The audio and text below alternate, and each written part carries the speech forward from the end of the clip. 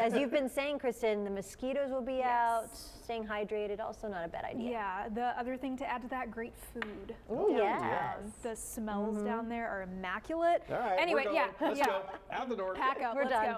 Anyway, it's going to be really hot heading into tonight and this weekend. Tomorrow looking like the hottest day of the 7-day forecast. Today we topped out at 94. Tomorrow going to be a couple degrees hotter. Right now we're sitting at 92, and you can see a little bit of some thunderstorm activity just to our north. The sea breeze kicked off a couple showers that's working inland, but these should fall apart pretty quickly. Here's what Futurecast is painting a picture of tonight, getting into the middle 70s across the good portion of the coastal bend. We're going to have calm winds again, so a couple areas of fog, a couple of them could be thick, are expected heading into tonight under partly cloudy to mostly clear skies. Now tomorrow those clear skies stay with us, other than a couple of clouds and a little bit of that Saharan dust still. Temperatures topping out in the upper 90s with a few locations further inland away from the worst of the humidity, potentially reaching the triple-digit mark. So very hot and humid with feels like temperatures near heat advisory criteria. You'll notice heading into Sunday morning, Saturday night, some of these clouds working down from the I-10 corridor way to our north, as well as a couple sprinkles and showers possible.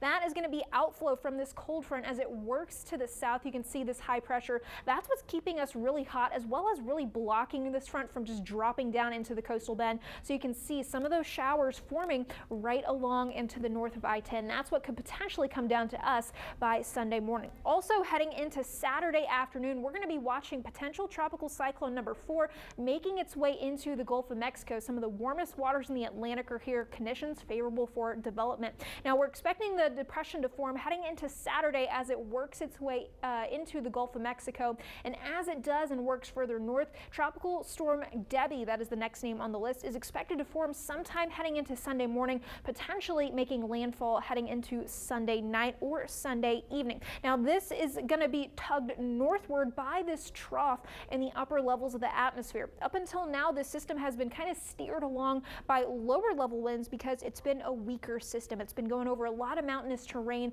in the northern part of the Caribbean. So Debbie is expected to work across Florida, though there is some discrepancies in the timing with this. We'll get into that in just a second, but Debbie is expected to curve back into the Atlantic and re-intensify as it heads back into the open waters. Here's a look at the official forecast cone, expected to become a tropical depression, making landfall heading into Sunday night, Monday morning at 65-mile-per-hour winds. So this is the newest forecast cone. You can already see tropical storm watches and warnings posted for part of Florida. Now take the spaghetti plot here with a grain of salt. I wrote take your some spaghetti with a little bit of salt there, but until we get an actual well-defined circulation, spaghetti plots aren't the most reliable. So there's still some uncertainty with the timing, not only from the spaghetti plots themselves. You can still see there's some outliers that have this at Monday morning still in the Gulf of Mexico, whereas others are up by South Carolina. Part of the deal with that is the conflicting airflow. You can see this high pressure right here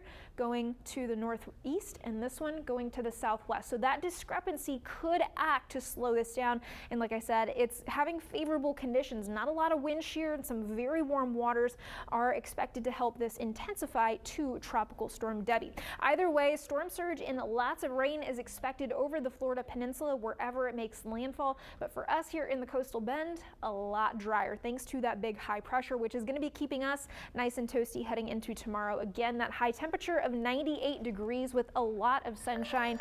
A stray shower or two is possible over the next couple of days, but I really think that most folks are just going to be staying dry, hot, and humid, and hopefully mosquito-free by sometime next week. Just stay inside with the AC and enjoy maybe some ice cream away from the heat. Right. All the things, right?